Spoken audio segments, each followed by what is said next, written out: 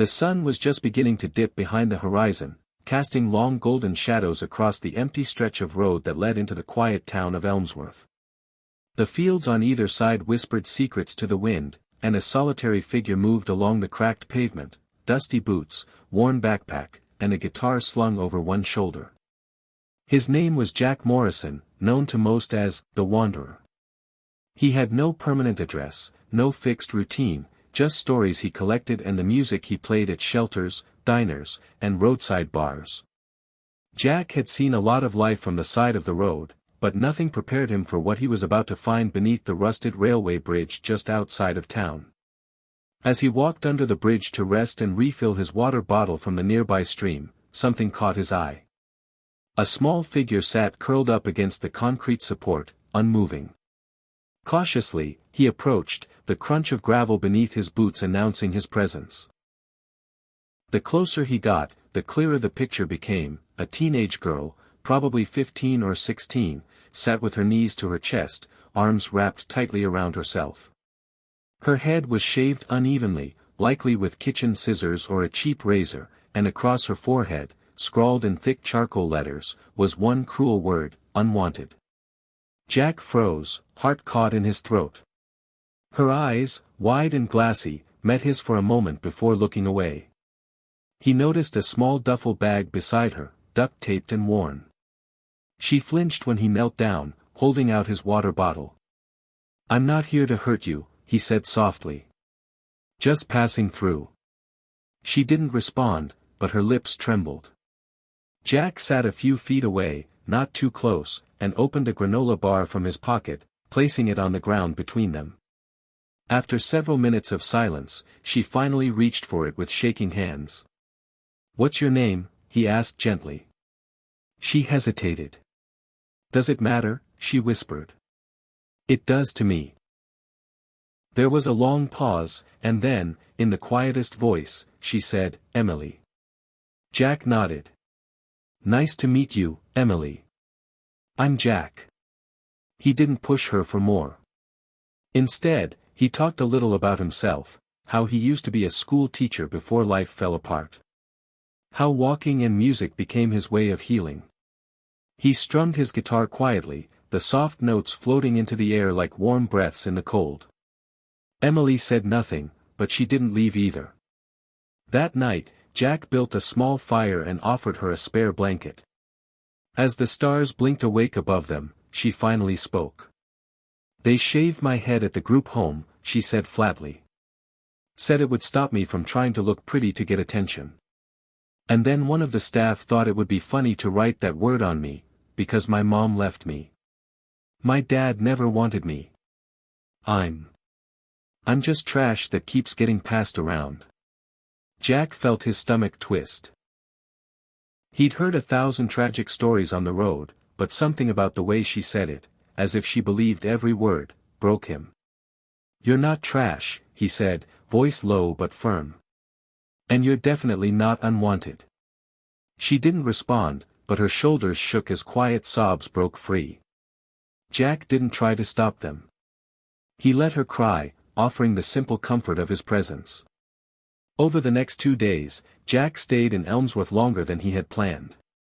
He brought Emily food, helped clean the wounds on her scalp, and found a hat in the local thrift store to shield her head from stares. When he played his guitar in the town square for tips, he let her sit beside him. Slowly, she started opening up, about the homes she'd run from, the betrayals, and the aching loneliness. Jack made no promises, just listened. On the third morning, they sat on a bench near the park, watching children play. "Why are you helping me?" she asked. Jack looked at her, eyes kind. "Because someone once helped me when I felt like you do. And I made a promise to never walk past someone who needs what I once needed." Emily bit her lip. "What did you need?" Jack smiled sadly. "Someone to remind me I mattered." Later that afternoon, while Emily took a nap in the shade, Jack made a few quiet calls. An old friend named Lydia, who ran a small trauma-informed group home for girls an hour away, answered on the second ring. "You know I've got a soft spot for you, Jack," she said. If she's willing, we'll take her in. But it has to be her choice. That evening, Jack explained everything to Emily. It's a small place, but Lydia's good people. No punishments, no games. You'd have your own space. Art therapy, animals, even a music room.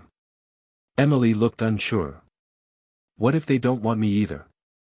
They already said yes, Jack replied. They believe you're worth fighting for. Tears welled in her eyes again, but this time, something different shimmered behind them, hope. 2 days later, Jack stood at the bus station with Emily. She wore a clean hoodie, her duffel bag now patched up and zipped. Lydia would meet her at the next town. You'll write to me? Jack asked. Emily nodded. You'll visit? I will. As the bus pulled away, Emily pressed her hand to the window. The charcoal mark was gone now, scrubbed clean, and in its place was a small butterfly sticker Jack had found at a gas station. Jack stood for a long while after the bus disappeared down the road, guitar on his back, heart full. Years passed. Jack kept wandering, kept singing. Occasionally, a letter would find its way to him, care of a shelter or cafe, a letter with words from a girl once broken, now mending. One spring morning, Jack was invited to play at a small community fundraiser near where Lydia's home was located. As he tuned his guitar under the white tent, a young woman approached, confident, bright-eyed, her head now full of curly auburn hair. You remember me? She asked with a smile. Jack stood up, stunned. Emily. She hugged him tightly. I'm in college now. Studying social work. I'm going to help girls like me. Jack's throat tightened. You already have. That night, as Jack strummed his final chord under the stars, he looked out at the crowd. Emily was sitting in the front row, hand over her heart. And in that moment, Jack knew that sometimes the smallest act of kindness, a bottle of water, a song, a moment of listening, could change the course of a life forever.